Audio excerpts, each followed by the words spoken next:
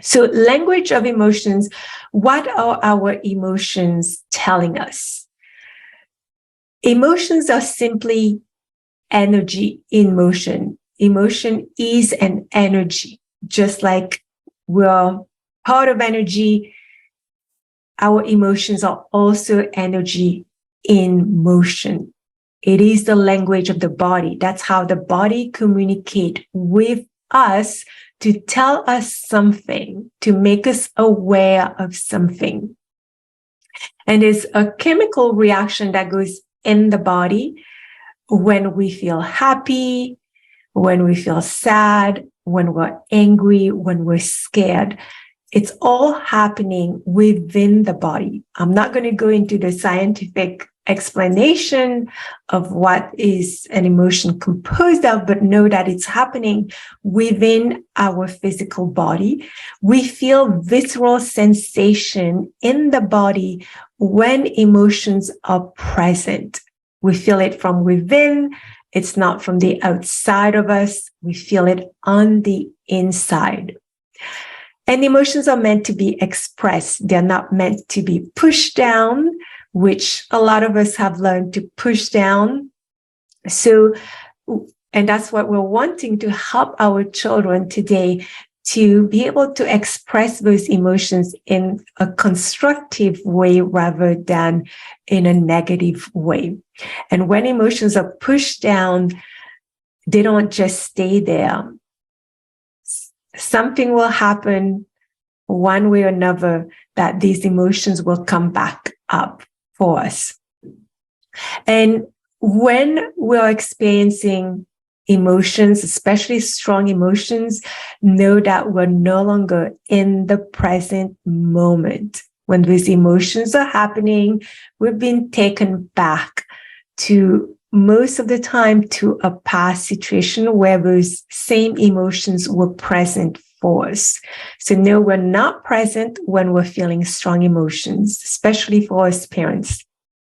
And also, when there are strong emotions, there's a strong urge for us to react. And we usually react in a certain way that we've learned, probably again from a younger age, and that we're repeating today as parents, or we can see our children also engaging in certain reaction when they're feeling strong emotions.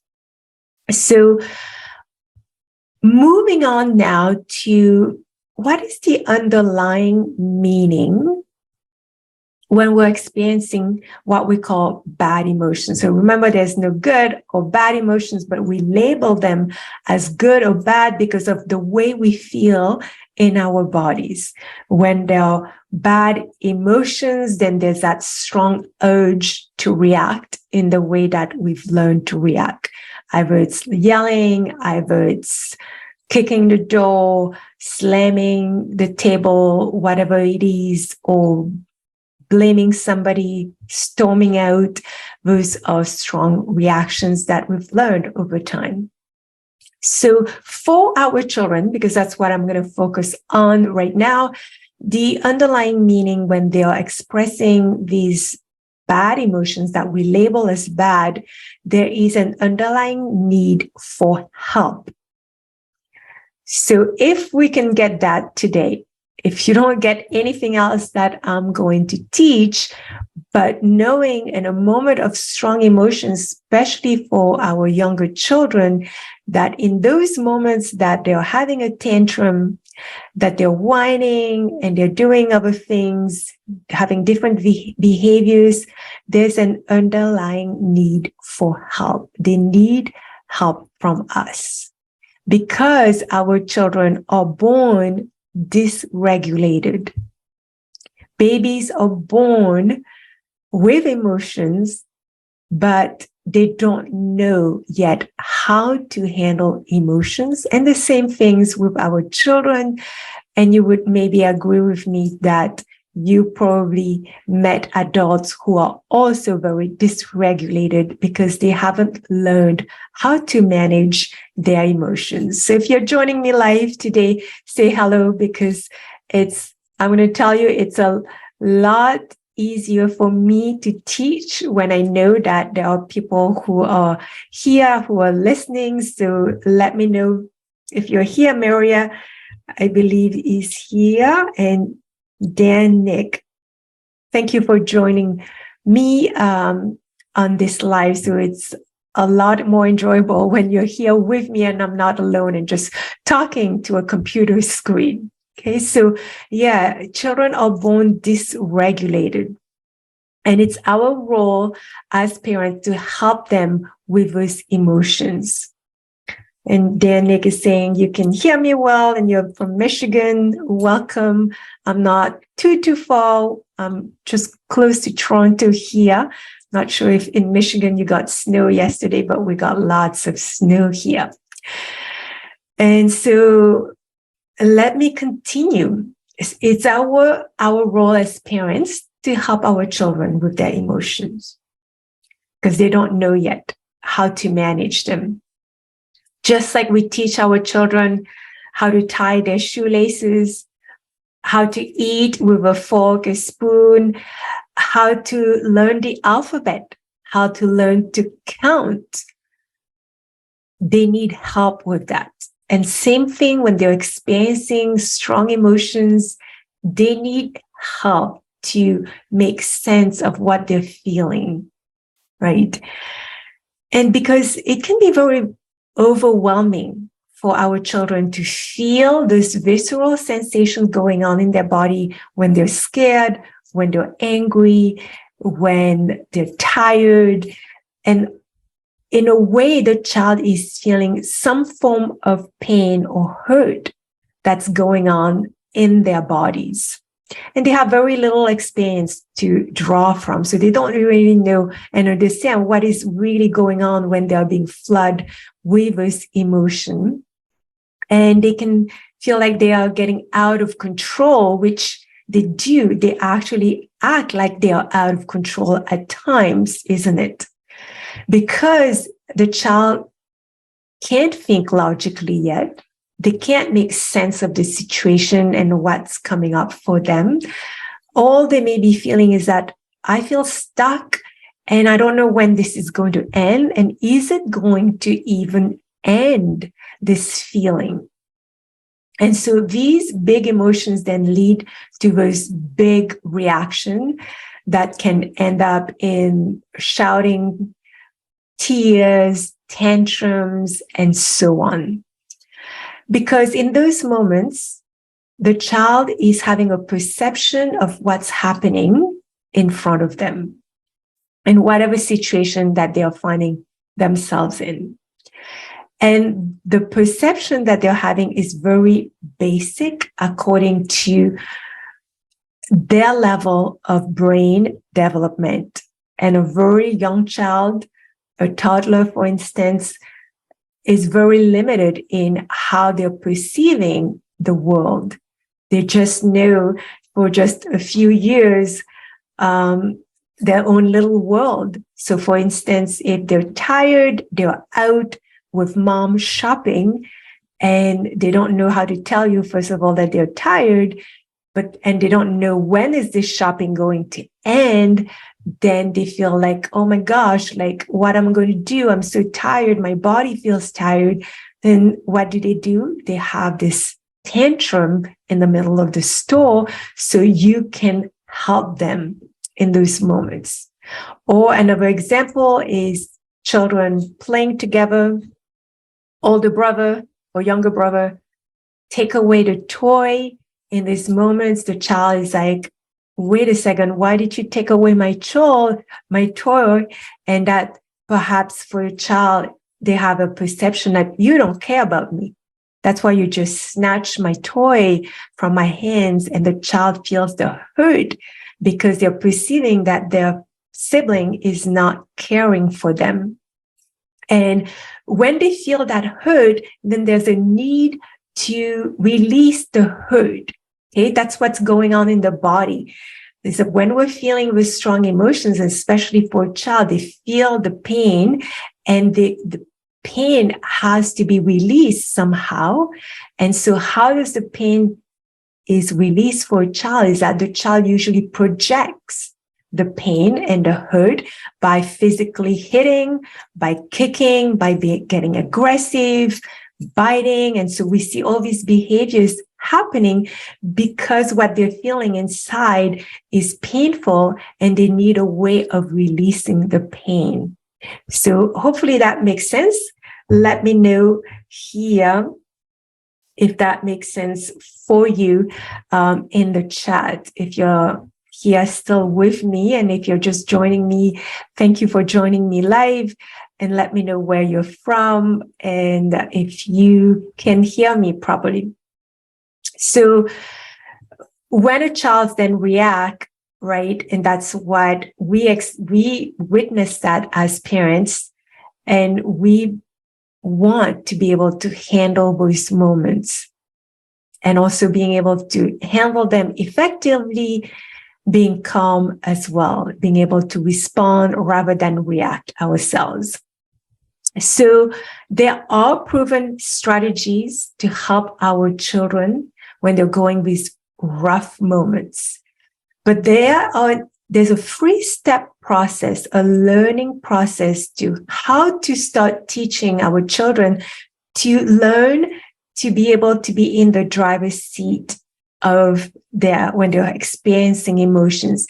And just like our children are learning how to count their numbers, they're learning their alphabet, they're learning how to put alphabets together to make words, and then to be able to form sentences, to be able to read with syllables, and then full sentences, and then a whole paragraph, and then a book. Same thing with the emotions. There is a process. And the process, yes, can take some time, and it needs a lot of repetition and practice. However, the good news is that a child as young as 2 years old can start learning this process. And so where do we start? And early on during the week, I put what is the number one thing that's important in order to teach a child how to regulate emotions. And what I mean by that is not in a moment of freak out or one of those rough moments of triggers. That's not the time to teach your child how to regulate emotions. That's not the time to take these steps. What I'm going to teach you, these steps needs to happen when a child is calm, when the adult is calm as well. So this is the work that needs to be done prior to a tantrum happening, prior to the child getting upset in any circumstance. So keep that in mind. So the first thing is to help the child know about their emotions. There are different emotions. You can be happy, joyful, excited. You can be tired. You can be angry, frustrated, sad, feeling despair, feeling rage, and so on and so forth. There's a whole range of emotions, and to start educating our children, and there's tons of books out there that teach about emotions, that have pictures for little children to know when they're sad. That's what I look like. And they can say, yes, mommy, that's how I look like when I'm sad. This is what I look like when I'm angry. And so they can see images if they're very little, and then associate that with what is that emotion called when I'm like this. And also that's what's going to tell them is that, oh, so it's not just me who experience this. Other people also experience this, right? So just like teaching our child the alphabet, this is what an A looks like. This is what a Z looks like. This is what the number 1 looks like. Same thing with the emotion, and we can start that as early as 2 years old. And now there are plenty of books out there that you can select from and starts to educate the child about their emotions. That's the number one thing. Then the number 2 is about building self-awareness, and that needs practice. So self-awareness is knowing, what does that feel like when I'm sad, for instance? Or what does that feel like when I'm angry? What does that feel like in my own physical body? And I can tell you that even adults today have difficulty knowing what does that feel like for them, right? So this is a step that not only will help our children, but it will help ourselves. And actually, all these steps apply to both our children and ourselves. So what does this emotion of anger, when I feel it, how do I recognize it when I'm getting angry, for instance, right? When it's intense and overwhelming, what does that feel like in my body? And also for the adults, for parents, for us to recognize, even with our children, when we attune to what's going on with them, we know what they usually do when they're angry. Either they slam the door, they walk away, or they start to raise their voice when they're having a conflict, or the child starts whining when they're tired or hungry. Another one is they become really quiet, perhaps, when they're sad. So for us as adults, even tuning into what happens for my child when they're experiencing different emotions, right? And for everyone, it's going to be a little bit different with how they feel it in their bodies. And also to recognize for us how we feel when we are angry. What does that feel like for us, right? So that's why it's very important as adults, as parents, to know how to do this for ourselves, to know how to regulate our own emotions before we can even be successful as teaching our kids how to regulate their emotions. Just like if we don't know how to drive a car, how do we teach somebody to drive a car? If we don't know how to cook a dish, how do we teach somebody else how to cook that dish? We're not going to be very effective at it because we don't know what that looks like, feel like for us. But when we know, then we can teach them, right? So being able to recognize and help our children recognize what's going on with them when they get angry, when they get frustrated. That's what's going to help them say, and being able to name the emotion is, okay, when I feel like this means that I'm frustrated right now. And when I'm frustrated, I know if I don't take care of this, what can happen, right? So starting to help them connect with all of that. And then when our children are aware of what that feels like in their body, they can name the emotion, they are aware of what that feels like in their body, then they can learn how to start to put the brakes on with the strong emotions, to not, when they're feeling frustration, for instance, to how to put the brake, to do something in those moments so it doesn't get to full-blown anger in 30 seconds, right? So, because there may be a build up, and often that's what happens. There's a build up of frustration, for instance, or feeling fearful, to it being full blown in a matter of minutes. So if they can start to recognize that, and that's what I'm going to touch on afterwards here, is how to help them get the tools and to help them regulate in those moments, right? So how do we help then our children as they become more self-aware to do something to manage these emotions, to implement some tools? So I don't know how many of you have heard of the traffic lights analogy: red, yellow, green, and to associate our emotions with red, being in the red zone, being in the yellow zone, and in the green zone.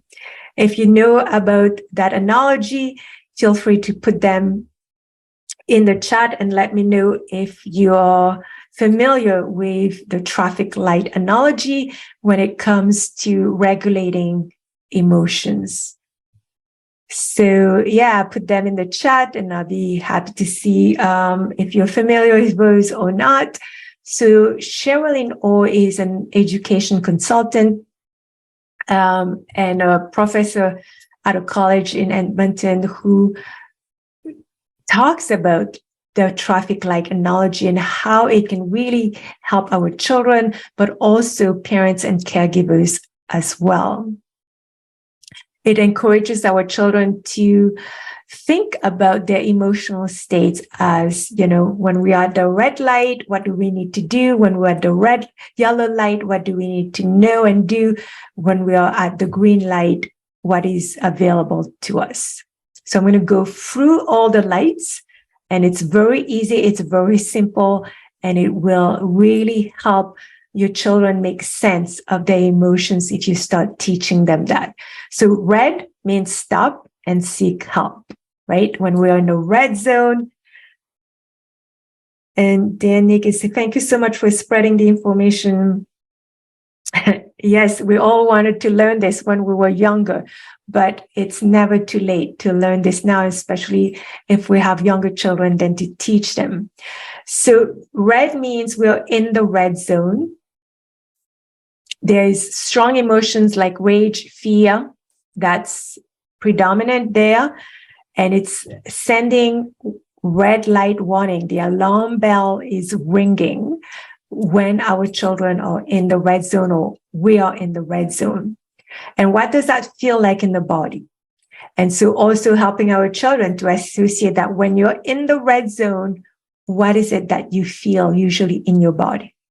And it's usually helpful to do this when our kids have had an episode but now they've calmed down, they're in the green zone, and then we can have a discussion about it. Okay, what did that feel like when you were in the red zone? Maybe their heart was pounding, the quickening of the breath getting more rapid, tightening in the body, feeling the muscles getting tense, wanting to scream, fight, kick, whatever it is. Or they can be frozen with fear, not knowing what to do if they're very fearful, or wanting to run away. I just want to run away from this situation. I don't want to be there anymore. That's what it feels like in the red zone. And knowing when I'm in that red zone, I need to seek help from mom or dad or any caregiver, from a teacher, because I really need help. And if we've taught our children when we're in a red zone, I'm angry, I'm frustrated, I'm really scared, I'm really sad, and see how if we've taught them that, then they will be able to come to you and say, I'm very angry right now because blah, blah, blah happened. Yellow means to slow down and be careful. So yellow just means I need to pay attention right now. There's something happening. So something has made our child stressed or irritable, and it's sending that yellow warning signal. And this is where also it's an opportunity for our child to be able to do something here so they don't go and flip to red zone. Right? So what does it feel like when I'm in yellow? I'm tired, I'm hungry, I'm thirsty, I'm worried, I'm sad, I'm frustrated, or I feel misunderstood, or I feel ignored, right? So these are the things like in the body. What is the body saying? I'm tired, or I'm fed up with this. I just need a rest, or I need to move away from this. And, or I'm doing an activity that's getting more and more frustrating to me, and so on. So also teaching the child this is the yellow. And in that yellow zone, we need to pause even perhaps and slow down. And even that could be an opportunity also for your child to come and find you, to talk to you, to let you know what is going on with them. Right? So, and when we have small children, we as parents have to tune into that as well. What are the signs when my children are in the yellow zone? What do they do when they get tired or they're hungry? Do they whine? Do they start to pick at their siblings? What do they do? And so when we see that happening as parents, because our children are maybe too young and they are not able to fully regulate yet, this is a signal for us to attend to them in those moments so that we don't get a full-blown tantrum, right? So say if we're out shopping with our child and they're getting tired, we can see the sign of rubbing their eyes, or they're getting hungry and they're starting to whine. And so we can pause and we say, hey, I still have a little bit more time. I need to finish what I'm doing in the grocery store. Are you hungry? Do you need some water? Do you need a snack right now? Or are you tired? But if 10 more minutes, would that be okay? Or do I have to leave right now because you are at your wit's end and you can't wait anymore? So learning how to adjust by tuning into the signs that your child is giving you. And green means everything is fine. Your child is happy. The child is content, safe, feeling safe. The child is cooperating. They can focus on what they're doing. They're able to problem solve with any activity that they're engaged in. They're able to learn easily. And so they're in a good place. They're grounded. They feel good. And so knowing that's what the green light feel like, right? So very, very simple. If you agree with me, let me know if you agree that using the traffic light analogy to teach our children about naming their emotions and knowing where they are at, red, yellow, or green, when they're feeling any emotion. Now, next is you're probably curious of how do we get a child to, if they're in red zone, to move to the green zone? How do we help our children soothe their emotions? So again, we can't wait for our children to get really upset to teach them how to manage their emotions. That's not the time. So when there's heightened emotions, where emotions are high, there's a saying, intelligence is very low. Why is that? If, the brain model I taught, this is an integrated brain model. So if you follow your thumb, and even that you can teach your children, here in the palm of my hand is where the emotional brain is. And when the fingers are folded, this is where the part of the brain that can think logically, that can regulate, that can solve problems, that can learn. When this is close and integrated, then we can reason and then we can talk to our children. They can understand, they can listen. But if the neocortex, the prefrontal neocortex, which is that part, is flipped up, it's exposing the emotional brain, then there's nothing you can do when that lid is flipped. Right? So this is usually referred to the upstairs brain, and this is the downstairs brain. When the downstairs brain is exposed, no words can get through. So that's why we say intelligence is low, because it's just going to aggravate things for everybody. So it's best not to do this and kind of teach our kids about their emotions in those moments. It's not going to go well. Right? But we can do that prior to, when everybody's calm. So a child in a red emotional state is typically overtaken by emotions already, right? That's when they are feeling out of control. They may feel like this is never going to end and I need help, right? Their higher brain function have shut down, exposing the emotional brain where all the emotions are now overwhelming their little system. And know that for a child, when they are in that heightened emotional state, it takes how many minutes do you think for a child to calm down? So put that in the chat. Let me know, how many minutes do you think a child will take to calm down from being in the red zone to being in the green zone? I'm interested to know, what are your thoughts on that? So if I forget, let me know, and I will tell you how many minutes it takes for a child to calm down. So what do we do when the child is in that flaming red zone? And this is where we need to prepare and practice with the child ahead of time. We can't do it in the moment to teach them that. We need to do this ahead of time. So when a child is in the red zone, the first thing is to connect with them through their senses. Why?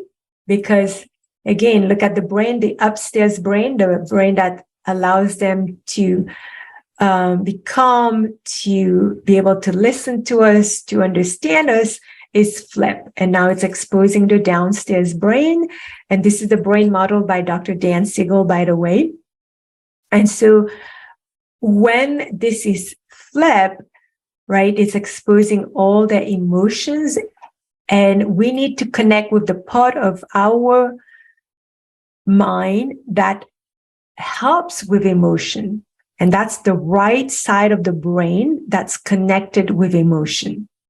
And that's how far scientifically I'm going to go into this. I don't need to give you all the crazy details, but just understand the right side of the brain deals with emotion.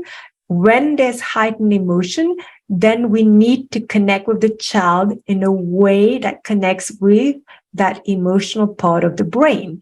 And how do we do that is through senses. For our 5 senses, we can connect with touch, giving them a hug if they allow us, or rubbing their back.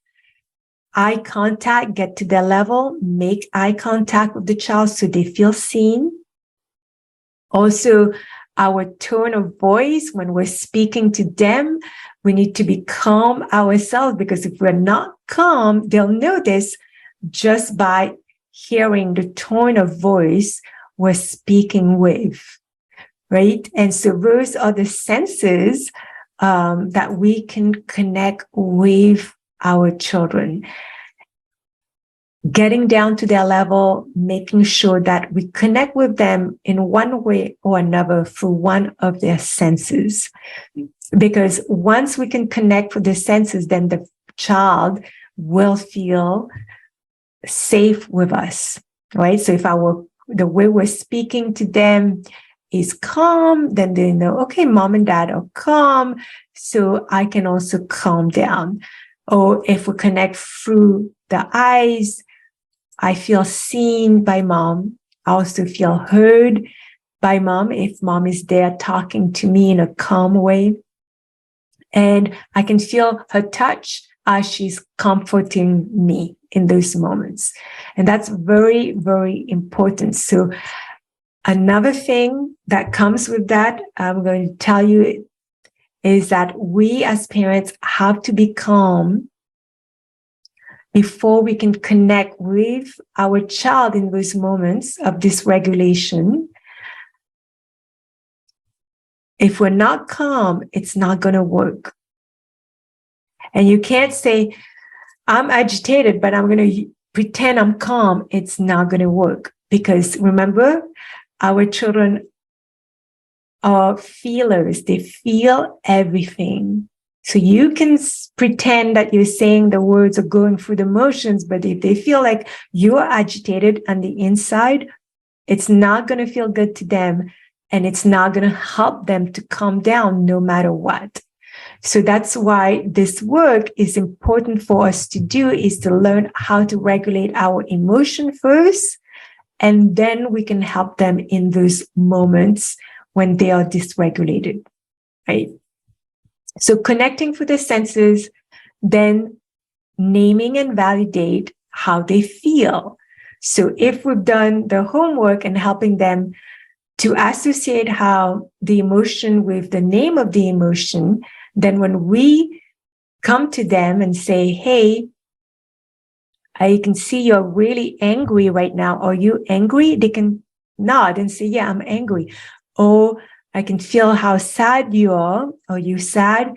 They can tell you yes or no, right? So then you will also name it and validate the feeling. I get it. Yeah, I would be angry too if somebody took my toy right now.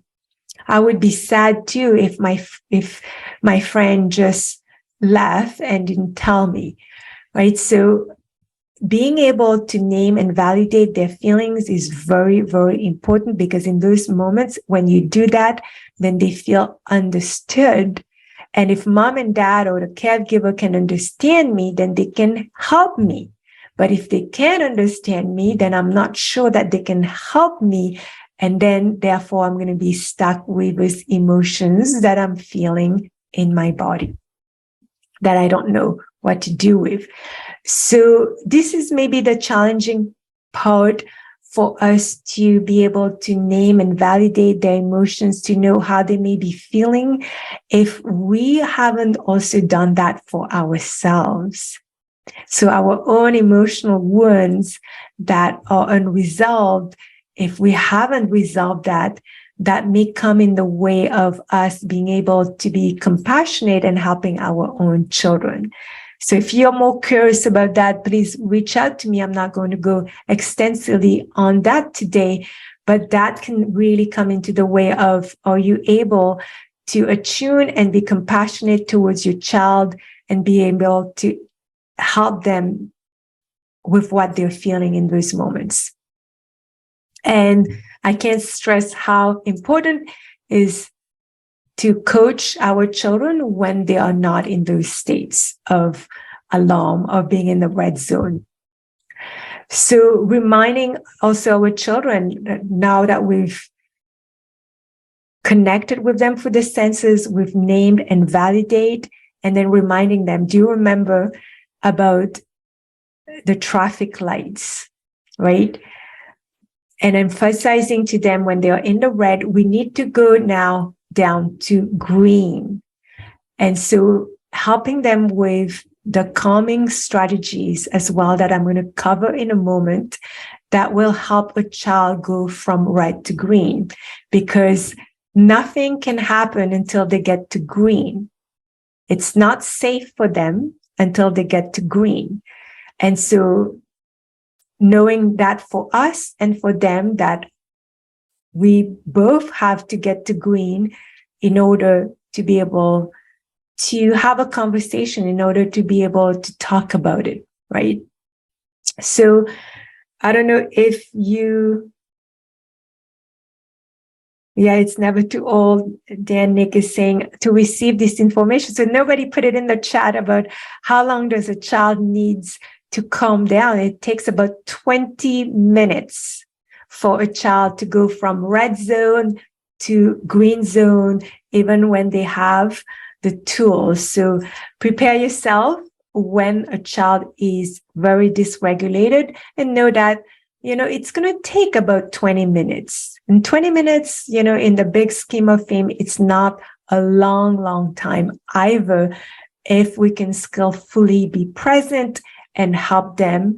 And if we've talked to them and we've coached them all along how to manage their emotions, and not just now in the moment that we want everything to be fixed. The preparation work has to be done prior as well. So know that there are some children that cope better to go from red to green, having mom and dad around, having an adult next to them. And usually when children are younger, they would prefer that, but maybe sometimes they don't, right? So it depends on their personality, what they prefer. Some children would prefer to use strategies, calming strategies on their own. They want their own space, and we need to respect that as well. So calming strategies with a parent present and engaged with a child, and especially if the child is younger, most likely they'll prefer that. So again, we can rub their back, rocking a child. If they're younger, they allow us to hold them and we can rock them back and forth. Remember when you had an infant, a baby, and to console, to comfort our babies, we usually, have them in our arms and rock them side to side or forward and back. And that's usually calm them. Giving them a back rub, a foot rub may also help. Go for a walk together. Hold their hands while you're walking. Being by your child's side or giving them a hug if they allow us to give them a hug. So you're going to have to play by ear what works better. You may have to try different things and see for each child what works for them. Each one of them will be different. And once we know what works, then we can do this and choose that calming strategy first to help our children go from red to green. Calming strategies for kids who need personal space and they don't necessarily want somebody to be there with them.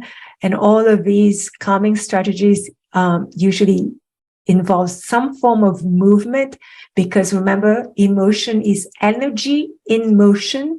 The more we move, the easier it is for the emotions to be released as well, right? So running, jogging, skipping, taking a shower, running water, drumming, if they like drumming, swinging in a swing or a hammock, jumping up and down on a trampoline, shooting hoops, reading, singing, listening to music, or doing something creative like playing their Lego or making, putting puzzles together, blocks, whatever it is.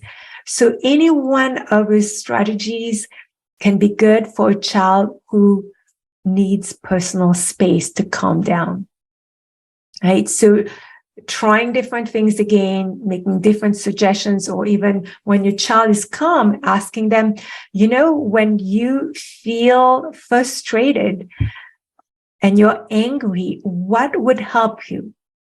Would skipping rope help you? Would drumming help you? Would jumping on a trampoline help you? What is it? And let the child tell you. And often they may come up with something, and that's will be your go-to strategy when they are dysregulated, right?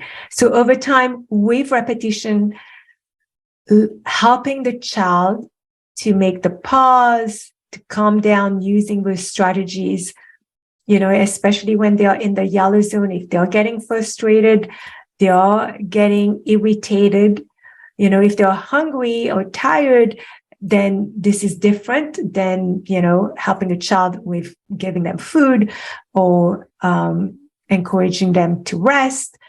But if there is some kind of conflicts going on or frustration with an activity they're doing, then using these other calming strategies can really help them not escalate to the red zone when they are in the yellow zone, right? So see what comes more naturally for both you and your child.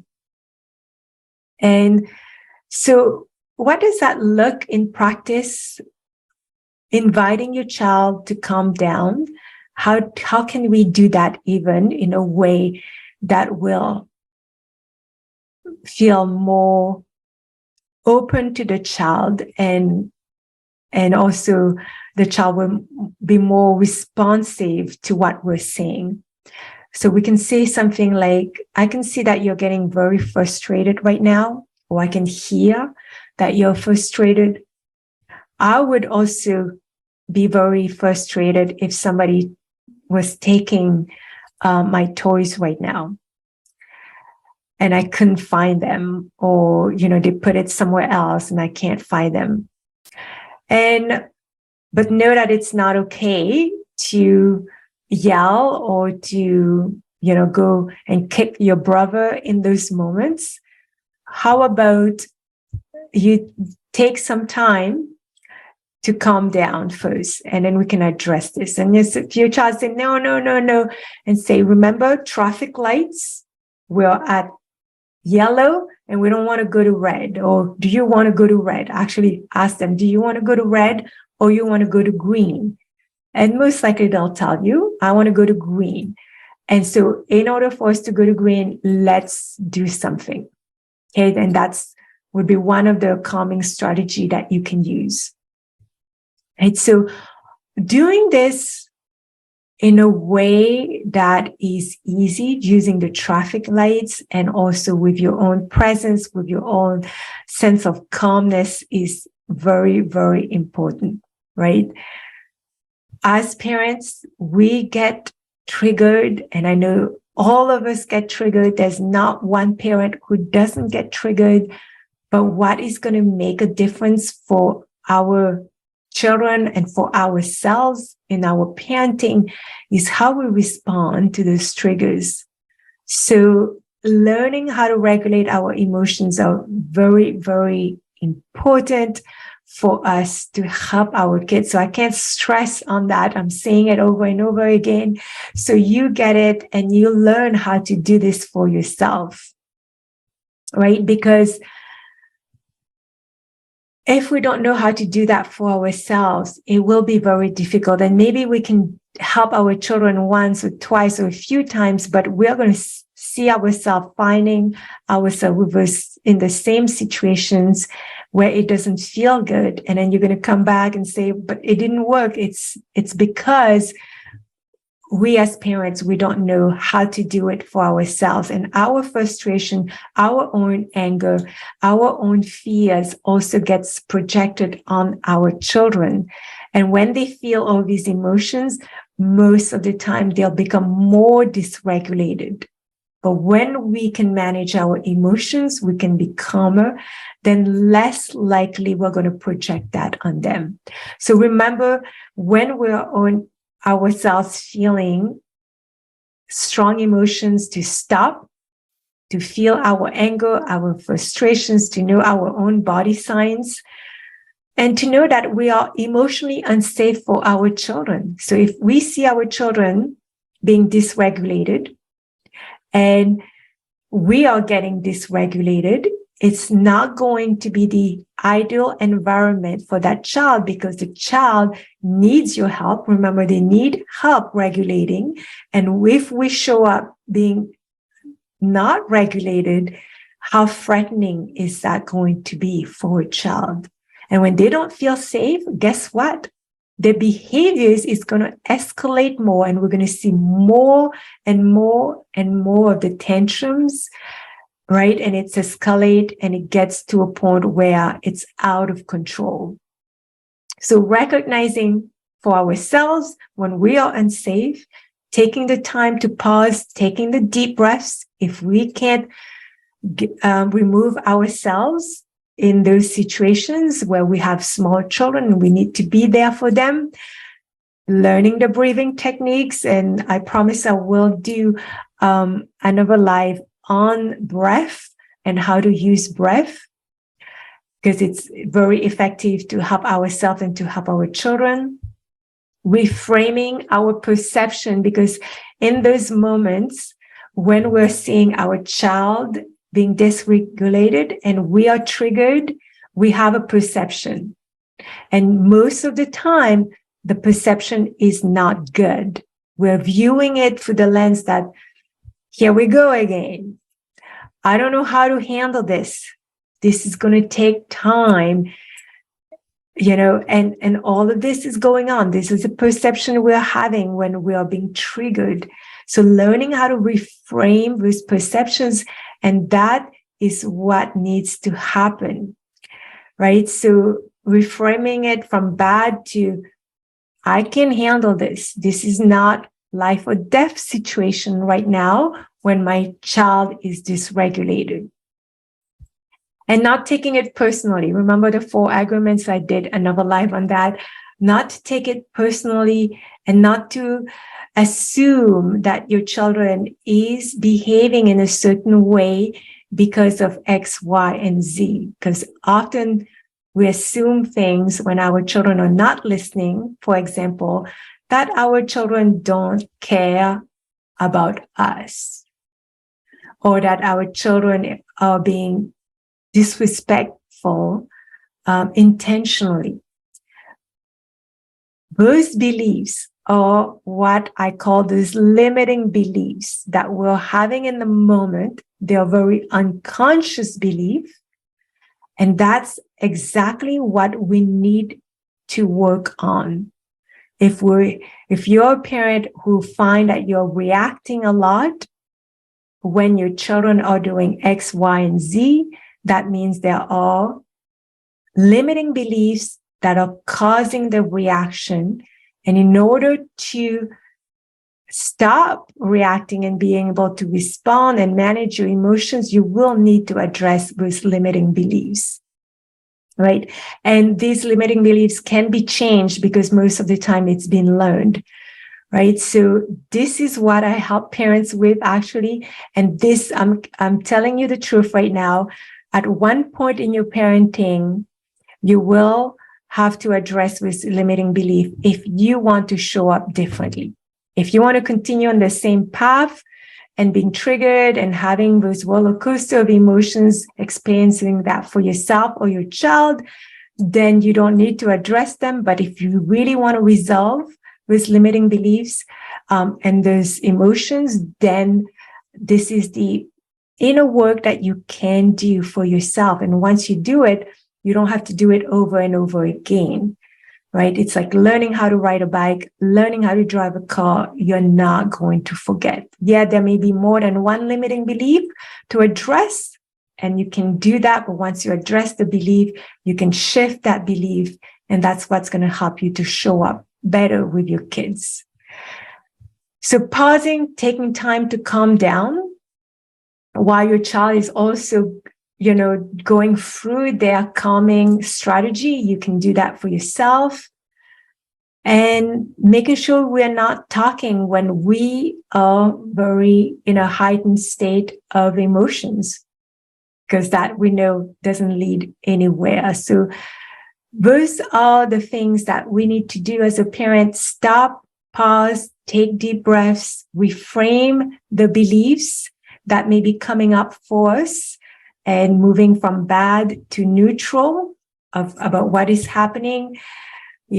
Also doing the calming strategy for ourselves while our children are doing theirs, and you can be together and doing it together, and also not saying any word until both parent and child can be in a green zone, right? So when a parent stays composed, then it creates safety for the child. So just know that when you're calm, your child feels safe. The connection is still there with the parent. The child feels loved and valued in those moments that you're calm. Right? So putting all of that together, using the traffic lights to educate your child, to name emotions, to know what are the bodily sensations, and then to learn the strategies, the calming strategies to go from red to green using the traffic light analogy. Just my nose is running here. So knowing how to help your child with all of this, and as a parent, inviting your child to get into that calm down period is key. So remember what needs to happen when the child is heightened. Connect with the senses, name and validate the emotions. So the child feels understood, seen, heard, safe in this moment.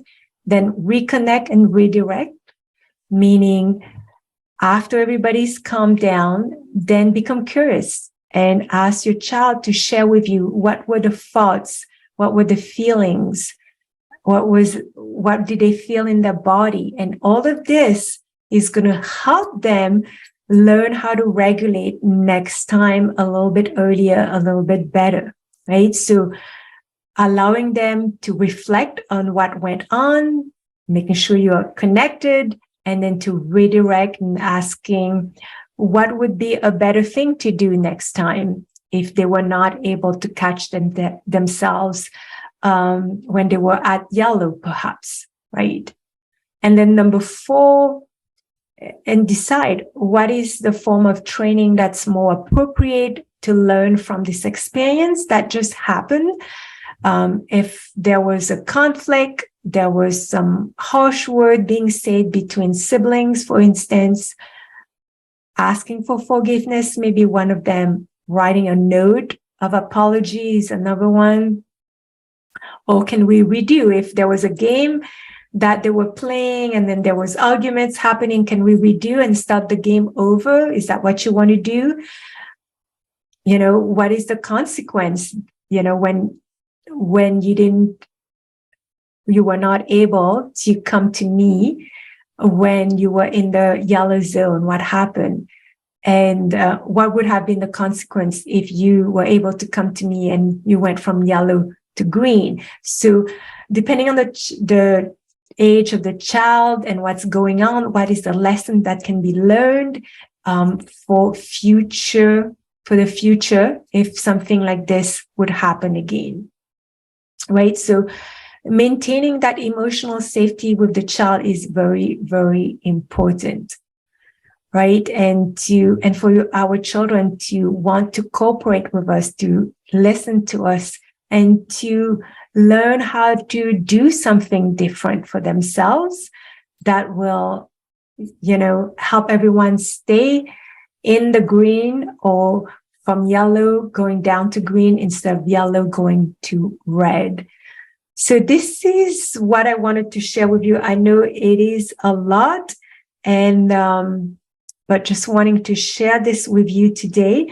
If you have any questions, feel free to ask me your questions. I'm going to check again to see if there is any questions. I don't see any questions. But if you're watching this on replay and you have questions, please put them in the thread, and I promise I will go back and answer the questions. And Danik is, yes, I love the traffic lights idea. Oh, and you were saying you don't know how long, 20 minutes for a child to calm down, to go from red to green, usually. So thank you for listening. And if you're a parent who has listened to this and you're ready to work on those beliefs that keep causing you to get triggered by your kids' behaviors or your partner's behaviors, and experiencing those roller coaster of emotions, if you want to address that for good, because this work, once it's done, you know where you stand, you know what's causing it, and you're most likely able to, not that you're not going to get triggered again, but it will help you go from yellow to green faster and not yellow to red. It may happen, and even if you get to red, the cycle will take a lot shorter to get back to green. So it's really, really helpful to learn about your own limiting beliefs that you've acquired, most likely in childhood, and how to shift them. And once you shift them, then you can show up in a more calm and confident way with your own children. And also you can attune to them better because you know how that feels for them, because when you address your limiting belief, you will also learn how circumstances and your environment affected you when you were growing up as a child and what you were feeling then. and to be able to shift that when in the present moment you're feeling the same emotions that are coming up. So feel free to reach out to me. We can have a chat and see and devise a plan that will help you shift those beliefs. So I know I've taken a lot of your time already. And thank you for listening. Thank you for being here. I really appreciate it. And if you know any other parent who can benefit from this, send them an invite to join the group, the Facebook group, and all the information will be accessible to them.